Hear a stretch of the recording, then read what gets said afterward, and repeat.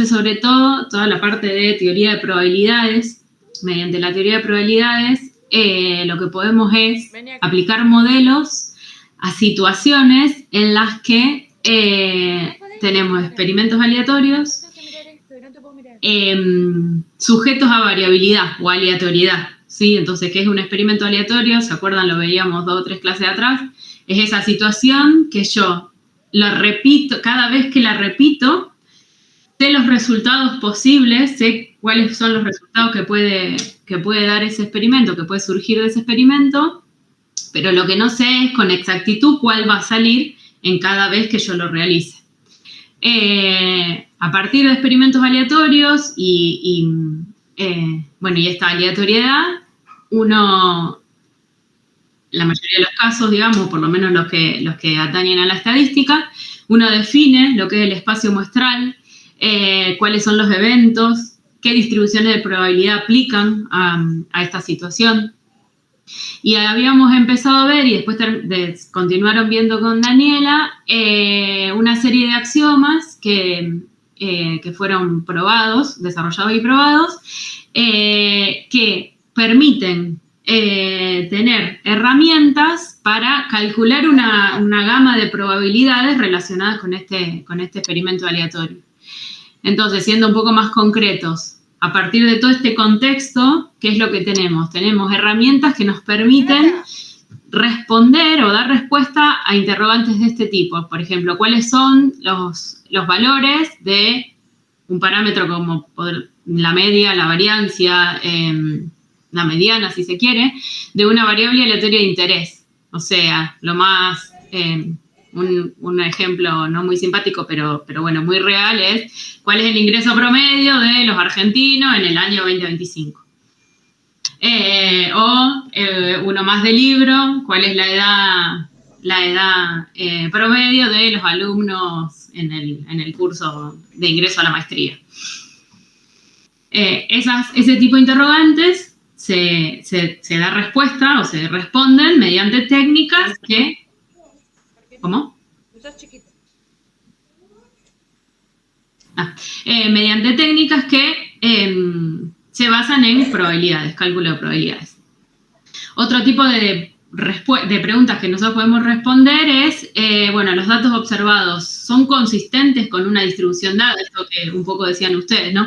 O sea, lo que yo no sé es darme cuenta qué distribución usar. Bueno, eso está relacionado con una de las preguntas que uno puede decir, o sea, no sé, el ingreso de los empleados de cierta industria, ¿tiene distribución normal, por ejemplo? ¿O es más que la distribución normal, se acuerdan, que es simétrica, centrada en un valor y demás? ¿O es más de una distribución asimétrica tipo gamma? Entonces, todo este tipo de preguntas se da respuesta o uno las puede responder mediante estadísticas y probabilidades. Bien, entonces, por ejemplo, decíamos, la estadística, ¿qué hace? Se ocupa de recolectar y analizar los datos para tomar conclusiones o para realizar conclusiones a partir de los mismos. Entonces, los métodos estadísticos son los que proveen las herramientas para dar respuesta.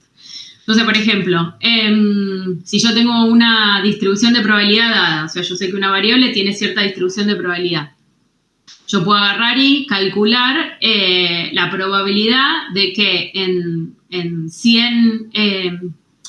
por ejemplo, supónganse que yo tengo una variable binomial con parámetros 100 y 0,5.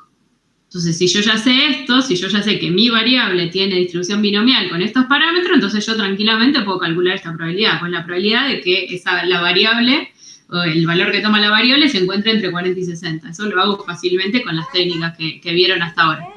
Pero en general, a lo que a nosotros nos interesa es algo de este estilo, pero no siempre tenemos todos los datos, porque la realidad es que para nosotros es saber que la variable tiene distribución así con este valor del parámetro, yo tengo que prácticamente conocer a toda la población. Y eso es lo que no ocurre. Por lo general, la estadística da respuesta a interrogantes que se basan en poblaciones, pero de la cual no tenemos la información de toda la población.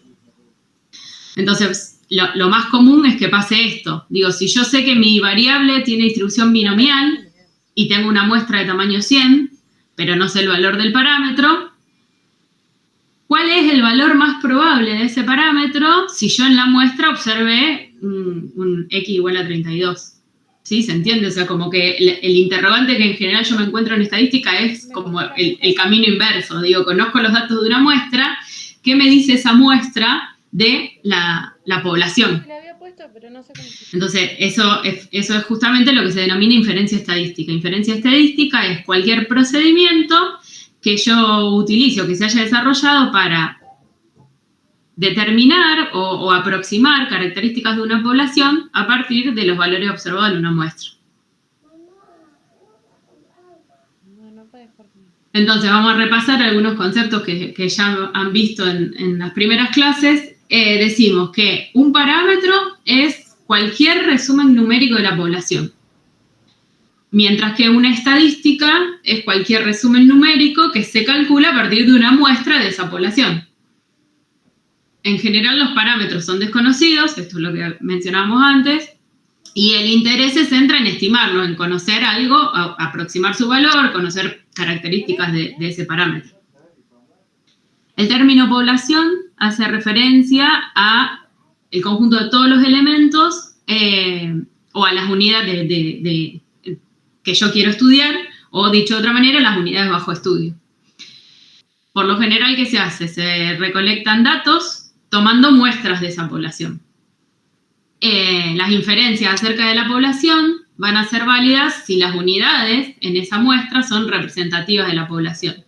Y esto, bueno, es un concepto que da para una charla un poco más larga, pero básicamente una muestra es representativa no por el tamaño que tenga, sino por cómo son seleccionadas las observaciones de esa población.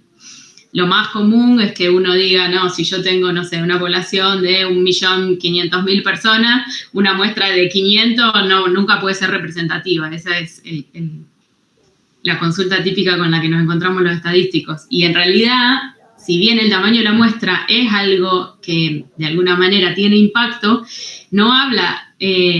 No necesariamente una muestra grande es representativa. Yo puedo tener una muestra grande y que no sea representativa porque están seleccionadas horriblemente las observaciones, y puedo tener una muestra de 400 a 500 personas o unidades de ese 1.500.000 y que como están seleccionadas correctamente, sí lo sea. Esto como una observación, no hace falta que lo sepan, digamos, pero es a modo como informativo. Lo que se dice, lo que se podría resumir esto es que las N observaciones tienen que ser una muestra aleatoria. Esta palabra no es menor, o sea, tienen que ser seleccionadas al azar. Todo tipo de muestra que no involucre el azar no puede afirmarse que sea representativo. Entonces, algunos conceptos más o simbologías más. Vamos a través de toda esta clase y la de mañana, vamos a trabajar con una variable aleatoria X que tiene una distribución de probabilidad que depende de un parámetro desconocido θ, que es objeto de nuestro interés. O sea, nosotros queremos estimar o conocer algo acerca de este θ. Vamos a considerar muestras aleatorias de n unidades de la población y las vamos a simbolizar de esta manera. ¿Sí? O sea, lo que estoy diciendo acá es, extraigo n observaciones de esa población y en cada una de esas extraigo n unidades o n observaciones, realizo o observo la variable de interés. Esto no es más que un vector con n valores de esta variable aleatoria de interés y a su vez, además, por ser la muestra aleatoria, estas n variables son independientes. Que esto no es menor porque lo vamos a usar bastante para probar las propiedades con las que vamos a trabajar en esta clase. Entonces seleccionamos n unidades de esa población y observamos en cada una de esas unidades observamos o medimos la variable de interés. Entonces, fíjense que siempre que hablo de variable, lo menciono en mayúscula, esto ya lo vieron, pero repaso un poco. Siempre que digo, bueno, observé la variable, el valorcito que yo tengo como resultado es minúscula. Esto significa que ya es un valor observado de la variable, ¿sí? Entonces, los métodos estadísticos que vamos a ver hoy involucran realizar cálculos sobre datos observados con el objetivo de concluir algo acerca de este tita de interés basado en estas variables aleatorias o esta muestra aleatoria de la variable de interés. Un estimador de tita es cualquier función, que lo simbolizamos así, como g de x1, x2, xn, de la muestra, que se utiliza para aproximar a este tita. La función más comúnmente conocida es la media, por ejemplo, pero no es la única, está el máximo, el mínimo, la mediana, o varios más, el valor inverso, por ejemplo. Fíjense, un estimador es una función, porque es algo que yo defino como así, la media, o sea, la suma de todas las observaciones dividido la cantidad de observaciones. Una estimación es el valor que toma esta función. Entonces, lo que hago es reemplazar la función por los x1, x2, xn chiquitos. Y en general lo escribimos así, tita sombrero igual a g de x1, x2, x chiquito. Sí, x1, x2, xn chico.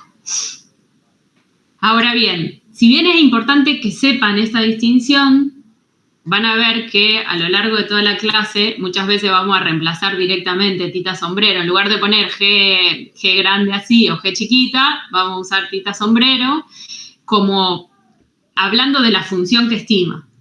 ¿Sí? Deberíamos siempre poner como G de x1, x2, xn, pero vamos a escribir esto sabiendo que no es lo más preciso, pero bueno, nos agiliza mucho la escritura de toda la clase. ¿Hasta acá vamos bien? ¿Alguna pregunta? Gracias. Bien, entonces, dado que el estimador que utilizamos... Sí, perdón, ¿alguien levantó la mano o se escapó? No, fue sin querer, perdón. No pasa nada, no pasa nada. Entonces, dado que el estimador que utilizamos para aproximar o para aproximar el parámetro de interés es una función que depende de variables aleatorias, entonces también es una variable aleatoria. Por lo tanto, va a tener las mismas propiedades que vimos hasta ahora de variables aleatorias. Va a tener una esperanza, va a tener una variancia, va a tener una distribución. La distribución muestral de esta estadística es una distribución de probabilidad también e indica los valores que puede tomar esta función y con qué probabilidad los toma. Y como decía, esta distribución va a estar caracterizada por sus momentos. Uno de ellos es la esperanza y también va a tener obviamente una variancia. ¿Qué es la esperanza? La esperanza podemos pensarla o definirla como el promedio de todos los valores que va a tomar esta función a través de todas las muestras posibles. Si bien esto es algo muchas veces hipotético, que no es algo que se haga en la práctica, bueno, sí se utiliza para determinar o probar propiedades acerca de los estimadores. En cambio, la variancia mide la variabilidad de estas estimaciones respecto a esta esperanza, es decir, cuánto se alejan los valores que toma este estimador respecto del centro. A mayor concentración, ahora vamos a ver algún ejemplito, a mayor concentración de esos, a menor variancia, quiere decir que los valores están todos concentrados, cercanos a esta esperanza, y vamos a ver que el estimador tiene mejor performance, por decirlo de alguna manera. ¿Por qué? Porque significa que es más probable que los valores que toma sean bien cercanos a lo que yo quiero estimar. Entonces, ¿qué vamos a ver? En esta unidad o en esta clase vamos a hablar de 4 propiedades deseables de los estimadores que sirven para compararlos, para evaluarlos y además para compararlos. Entonces, bueno, vamos a ver qué propiedades tiene un buen estimador. ¿Cómo podemos decir que un estimador es mejor que el otro? Y lo que vamos a ver, esto ya mañana, cómo se encuentra un buen estimador o algunos métodos para encontrar estimadores. Hoy, si llegamos, vamos a ver todas estas, o bueno, vamos a ver hasta cuál llegamos, pero vamos a ver 4 propiedades importantes que son el insesgamiento, la consistencia, la eficiencia y la suficiencia.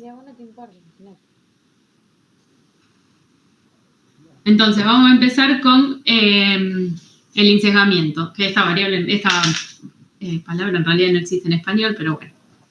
Si yo tengo una variable aleatoria que tiene una función de probabilidad o una función de densidad de probabilidad que depende de un parámetro desconocido θ, y esta función la simbolizamos con f de xθ, idealmente lo que buscaríamos es estimadores cuyo valor me dé exactamente igual al parámetro que yo quiero estimar.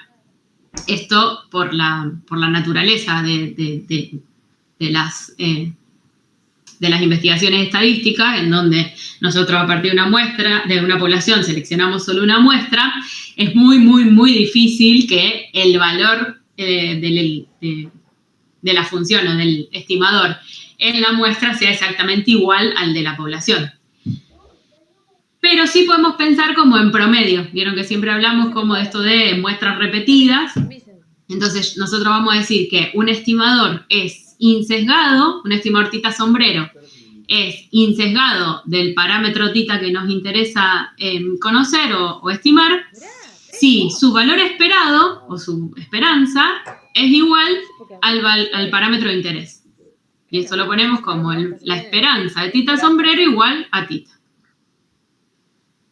Y esto, como les decía, esta propiedad, ¿cómo la podemos interpretar? En términos de promedio. Si yo obtuviera o tomara repetidas muestras de esta población y para cada una de ellas calculo el valor del estimador, o sea, obtengo la estimación, el promedio de todos estos valores sería igual al valor del parámetro que me interesa estimar. Esto parece un trabalengua, pero bueno. Ejemplo, y esto acá es donde empiezo a hacer uso de lo que vieron las clases pasadas.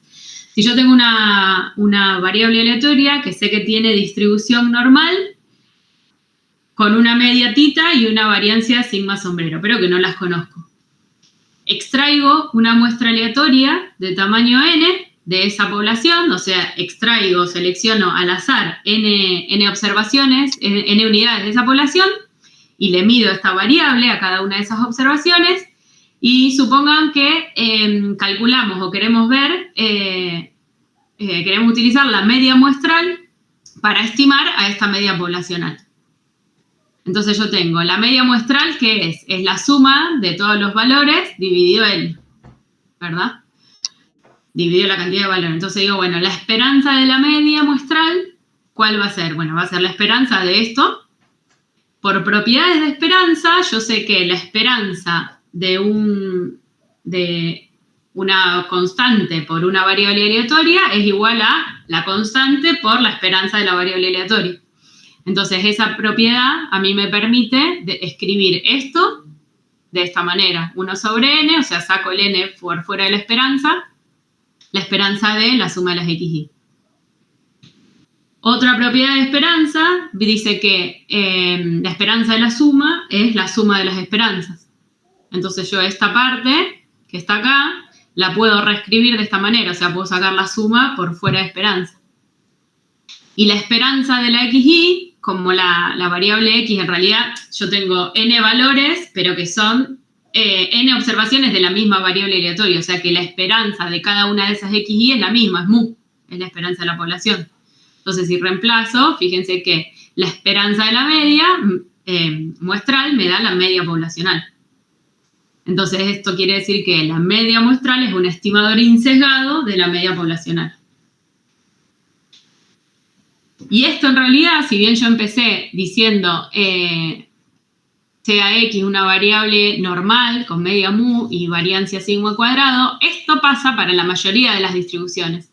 Si yo selecciono observaciones de una población de una variable X, que yo sé que la esperanza de X es la media poblacional, entonces siempre que yo trabaje con la media muestral, voy a estar segura de que ese estimador es insesgado de la media poblacional. Pero la media muestral no es la única que tiene esta propiedad, que verifica esta propiedad. La mediana, por ejemplo, también verifica esta propiedad, y cualquier observación que yo tome, si yo decidiera solamente estimar la media poblacional con la primera observación que obtuve, también es insesgado. Después vamos a ver que no tiene otras propiedades deseables, pero en la de sesgo la verifica, o sea, la de insesgamiento la verifica. ¿Hasta acá? ¿Estamos bien? Yo aprovecho y tomo agua. Gracias. Bien. Entonces, otro ejemplito. Supongamos de nuevo que tengo una variable aleatoria que tiene distribución normal con media mu y variancia sigma cuadrado. De nuevo, extraigo una muestra de tamaño n de esta población y supongan ahora que consideramos que lo que nos interesa estimar es la variancia poblacional, no la media. Quiero saber algo acerca de la variancia de esta población, y lo que hacemos es postular o considerar a este estimador de la variancia muestral, que está dado por la suma de las xy menos la media dividido n. Y acá, miren que hago así, para probar cuál es la esperanza de este estimador, tengo que trabajar un poquito más. Yo digo, bueno, la esperanza de este estimador, de nuevo, la constante sale por fuera de esperanza, y la esperanza de la suma la puedo escribir como la suma de las esperanzas. Entonces, de esto yo puedo llegar tranquilamente a esta parte. Lo que hago acá es trabajar este cuadrado, este binomio al cuadrado. Entonces digo, bueno, todo esto, ¿a qué me va a dar igual? 1 sobre n, la esperanza de la suma de xy cuadrado menos 2 veces xy por x media más la media al cuadrado. Te distribuyo la sumatoria y tengo, dentro de la esperanza voy a tener la suma de las xy cuadrado menos 2 veces la media por la suma de las xy más n veces la media al cuadrado. Ahora bien, esta partecita que tengo acá, yo lo puedo escribir como n veces la media, ¿verdad? Si la media que es igual a la suma de las xy sobre n, o sea que paso multiplicando y me da esto. Entonces, todo esto que está acá se me simplifica o llego a que es igual a esto. Ahora bien, acá uso algunos artilugios que son, yo sé que la variancia de la xy, la variancia de la variable, es sigma cuadrado. Y de la clase pasada, con Daniela creo, habían visto que a la variancia yo la puedo expresar como la esperanza de x al cuadrado menos el cuadrado de la esperanza. Entonces de acá despejo y me quedo con esta partecita. Y lo mismo hago para la variancia de x media. La variancia de la x media, que es sigma cuadrado sobre n, y esto yo lo puedo escribir como la esperanza de x media al cuadrado menos la media, el cuadrado de la esperanza de xy. Entonces, de nuevo, despejo. Si vuelvo a esta parte y reemplazo por estas cositas que encontré, o sea, vuelvo a esta parte. Bueno, ya lo había hecho. Distribuyo la esperanza. Cuando distribuyo la esperanza me queda 1 sobre n, la suma de la esperanza de xy cuadrado menos n veces esto que está acá. Reemplazo estas dos partes por esto que encontré y me da que toda esta esperanza inicial que yo había empezado es 1 sobre n, la suma de sigma cuadrado más el cuadrado de la esperanza de xy, y la segunda parte es menos n veces sigma cuadrado por 1 sobre n menos n veces esto. Bueno, acá se me simplifican. En realidad... sí, está bien. Entonces, estos se me simplifican y acá fíjense, si yo distribuyo la suma de sigma, n veces sigma cuadrado me da n sigma cuadrado, lo mismo, la suma de n veces esto me da i. Entonces, llego a que la esperanza de esta, les voy a poner los dos,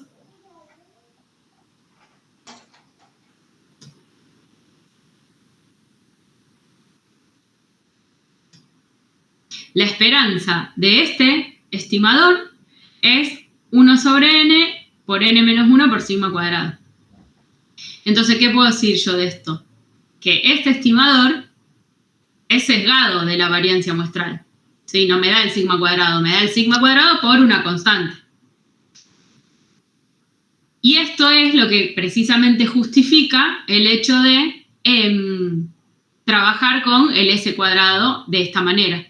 Porque, ¿qué hago? Lo que estoy haciendo es corregir esa estimación sesgada por un factor que hace que el estimador resultante sí sea insesgado de la variancia poblacional.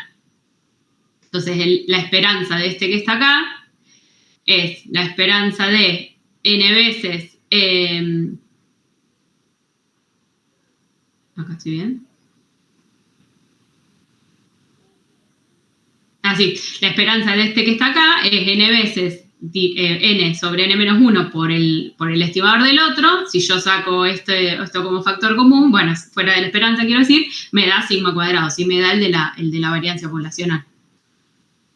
Esto que yo en realidad la vez pasada que lo hacíamos en clase, se los voy a pasar hecho porque no lo tengo en la presentación, pero se los voy a dar para que lo revisen y por ahí vuelvan a la clase pasada si necesitan para ir viendo bien de dónde sale cada una de estas cuestiones. Pero se entiende más o menos la idea general. Me importa más que vayan como siguiendo la idea general a que vayan viendo cada una de las cositas, que eso después lo pueden repasar o mañana lo volvemos a charlar o en alguna consulta. O sea, hasta ahora lo que estamos haciendo es probando la propiedad de insesgamiento de algunas estadísticas conocidas, la de la media muestral, probamos que nos dio insesgada, la de la variancia, si yo tomo la variancia muestral escrita de esta manera, probamos que nos da que es sesgado, pero a partir de esta expresión yo puedo definir una nueva que de tal manera que sea insesgada de la variancia muestral, y no es más que esta misma multiplicada por n y dividido por n menos 1. Esa expresión, que es la que ustedes ya saben o ya vieron en estas clases o quizá anteriormente, es la que a mí me asegura estar trabajando con una variancia muestral que sí es insesgada de la variancia poblacional. ¿Hasta acá cómo estamos? ¿Ya los mareé lo suficiente?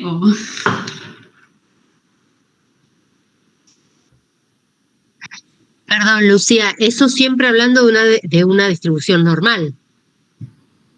Sí, esto es siempre hablando de una distribución normal, pero vamos a ver que en algunos casos se aplica más de una distribución. Esto que yo decía, fíjense que, por ejemplo, en este caso, yo sé que la esperanza de la variable x es mu, sí, mu. ¿Por qué? Por este dato acá, porque esto es una distribución normal. Entonces, ¿pero qué pasa? Esto se aplica a otros casos, se puede generalizar. O sea, siempre que vos estés trabajando con una variable cuya esperanza sea la media poblacional, entonces su media muestral va a ser insesgada. Y esto para la mayoría de las distribuciones con las que vamos a trabajar o que vieron hasta ahora se verifica. Para la mayoría, algunas no. Gracias. Un placer. Bien, entonces, bueno, vimos algo de insesgamiento, o sea, del sesgo, y probamos insesgamiento para dos estadísticas particulares. Ahora bien, el sesgo, si bien es importante, o sea, que un estimador sea insesgado es una propiedad importante, es una propiedad que por sí sola no nos asegura que el estimador que nosotros consideramos sea el mejor o tenga buenas propiedades o buena performance para estimar lo que yo quiero. La segunda cuestión a considerar es la variabilidad de ese estimador.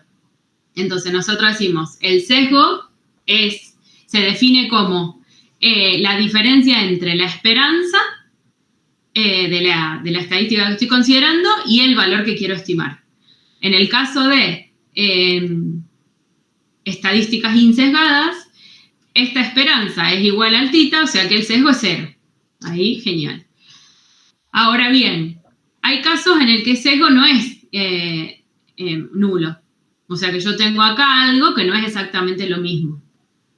Un sesgo grande que me implica a mí que la distribución de esta estadística que yo estoy usando está alejada de lo que es el valor que me interesa estimar. Pero muchas veces pasa que tengo un sesgo, o sea, tengo una estadística insesgada, o puede ocurrir, no es que pasa, pero puede ocurrir que tenga una estadística que no es insesgada, o sea, tiene un sesgo distinto de 0, pero que su variabilidad sea menor. Entonces, por ejemplo, supónganse esta cuestión. Yo quiero estimar una media cuyo valor es 10.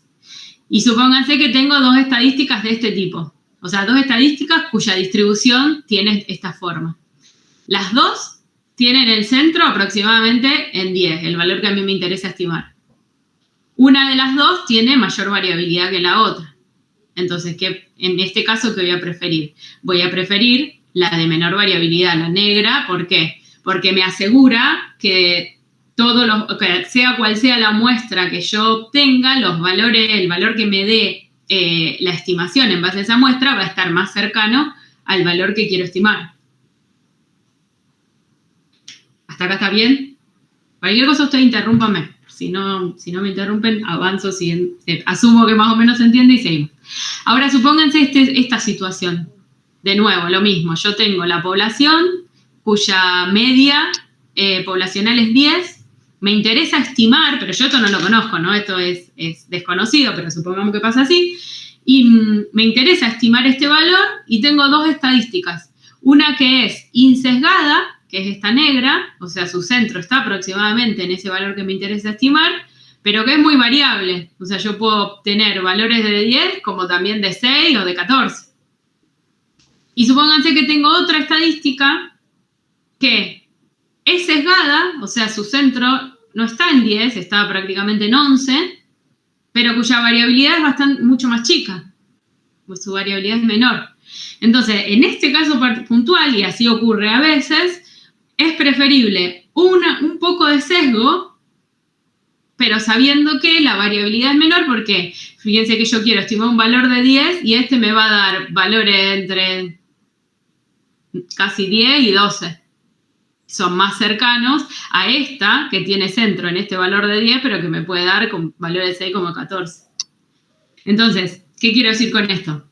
No es que preferimos estimadores sesgados, sino que a veces se sacrifica un poco el sesgo, pero ¿por qué? Porque se está frente a situaciones que uno sabe o que puede probar que la variabilidad, que el sesgo no es tan grande y que la variabilidad es menor. Una propiedad que combina, una medida que combina estas dos cuestiones es el error cuadrático medio. El error cuadrático medio se calcula como la esperanza de la estadística menos el valor del estimador al cuadrado. El error cuadrático medio se define o se puede interpretar como la distancia entre el estimador y el valor del parámetro a ser estimado. Los errores cuadráticos medios conducen a estimaciones que en promedio van a estar más cerca de lo que yo quiero estimar. Los estimadores con error cuadrático medio pequeño conducen a estimaciones que en promedio están más cerca del valor que quiero estimar, mientras que los estimadores con error cuadrático medio grande van a estar más alejados de ese valor. Si nosotros desarrollamos un poco esta expresión, o sea, desarrollamos este cuadrado, aplicamos las propiedades de esperanza, podemos mostrar, y acá les queda, que el error cuadrático medio no es más que la variancia del estadístico más el sesgo al cuadrado. Entonces, de nuevo, si el error cuadrático medio, si estamos hablando de estimadores insesgados, el error cuadrático medio va a ser la variancia del estimador, y lo que hace es, esta medida, el error cuadrático medio, es como penalizar un poco a la variancia por el sesgo. Entonces, ¿qué estoy diciendo? Estoy diciendo, bueno, si yo tengo una variancia muy, muy grande, pero un sesgo chiquito, entonces el error cuadrático medio va a ser grande. Ahora, si yo tengo una variancia chiquita, pero un sesgo grande, también el error cuadrático medio va a ser grande. O sea que yo, bajo esta medida, lo que voy a decir es, busco estimadores, o me quedo con el estimador que tenga menor error cuadrático medio, porque así me voy a estar asegurando que ambas, en el caso ideal, ambas cosas sean chicas. Y si no, que la medida que es grande no sea tan grande que hace que la otra que es chica se arruine, por decirlo de alguna manera.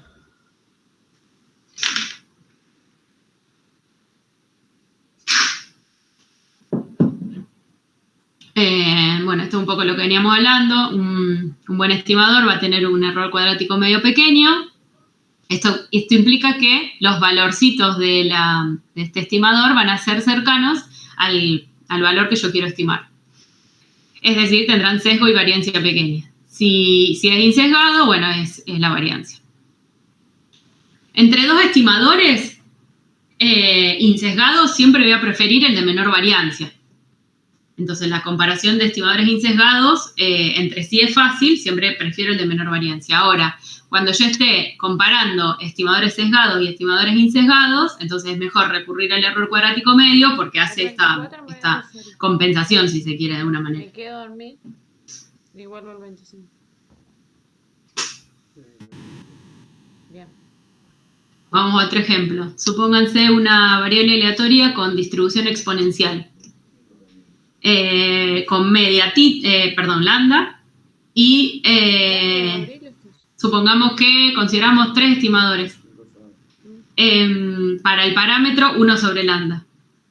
El primero es la media muestral y el segundo es n veces por el mínimo de todas las observaciones de la muestra. No voy a trabajar el viernes de la mañana. Pero no me voy a la Entonces, fíjense, si calculamos el error cuadrático medio de la media muestral, la media muestral, bueno, pueden aprovechar ustedes de hacer el ejercicio de probar que la media muestral para esta distribución exponencial es insesgado. Entonces, la media muestral no va a ser más que la variancia del θ 1 y la variancia de ahí, donde tienen que volver a repasar lo de las clases anteriores, la variancia de este estimador va a ser, la variancia de esto, como esto es insesgado, o sea, el error cuadrático medio de este estimador que es insesgado, yo sé que es igual a la variancia. Y la variancia, por todas las propiedades que vieron, la puedo probar que es 1 sobre n lambda al cuadrado. Ahora bien, la variable aleatoria mínimo de todas las observaciones es tal que la esperanza es 1 sobre n veces lambda. Y su variancia es, esto de esperanza y variancia de esta estadística mínimo. Las estadísticas mínimo y máximo es un poquito más complejo probar cuál es su esperanza y su variancia, así que esta, créanme que es esto, pero la de la media, para el caso de la exponencial, ustedes lo pueden probar solo si quieren aprovechar el ejercicio. Por lo tanto, la esperanza de n veces el mínimo va a ser n veces por esto, que me da 1 sobre lambda. El error cuadrático medio,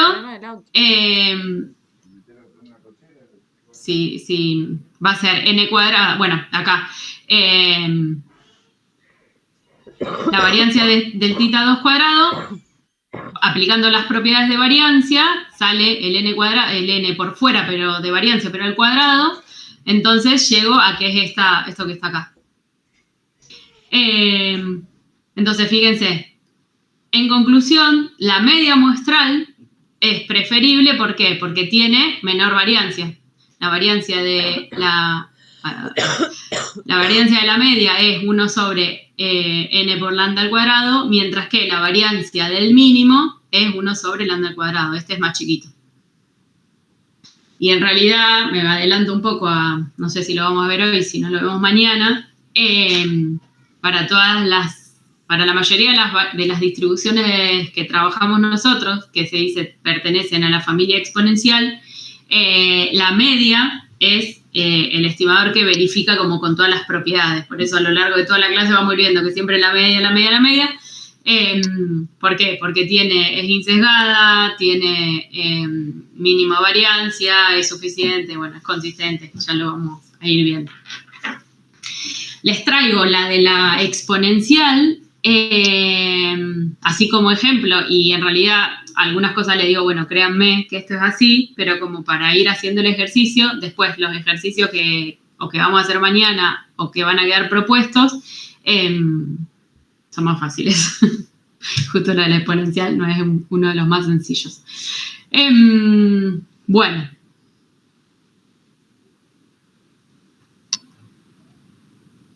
¿Hasta acá estamos bien?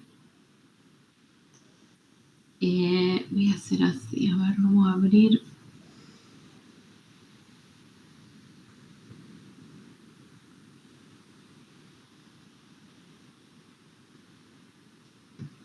Vamos a, como...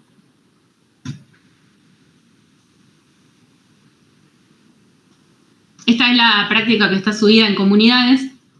¿Qué les parece? Sí, para que no sea tan tedioso.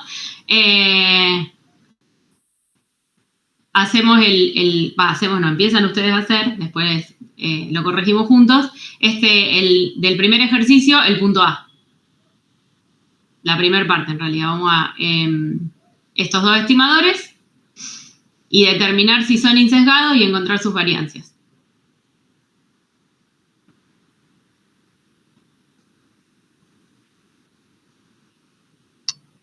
Les doy un ratito como para que lo piensen y después lo charlamos juntos. Voy a hacer esto.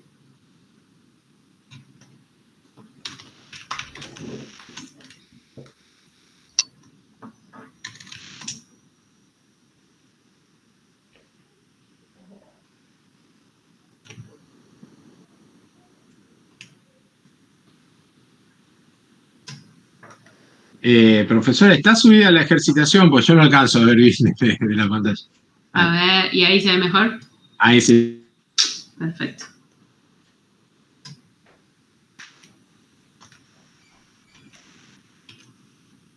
Pero sí, igual está subida.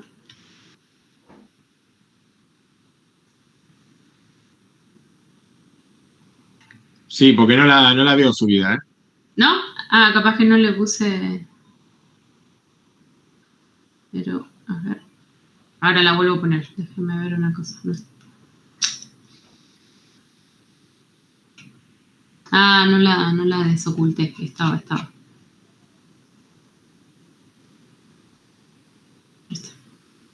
Bueno, ahí ya está, igual la pongo acá.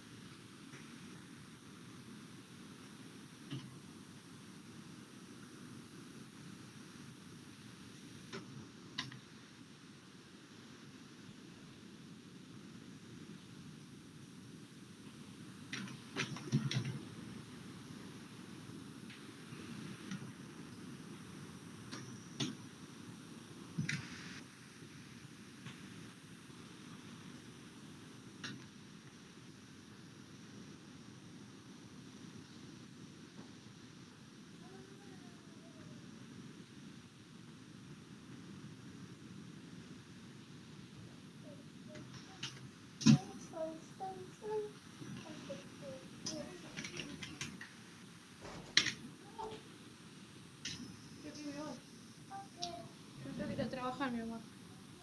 ¿Y por qué? Porque sí.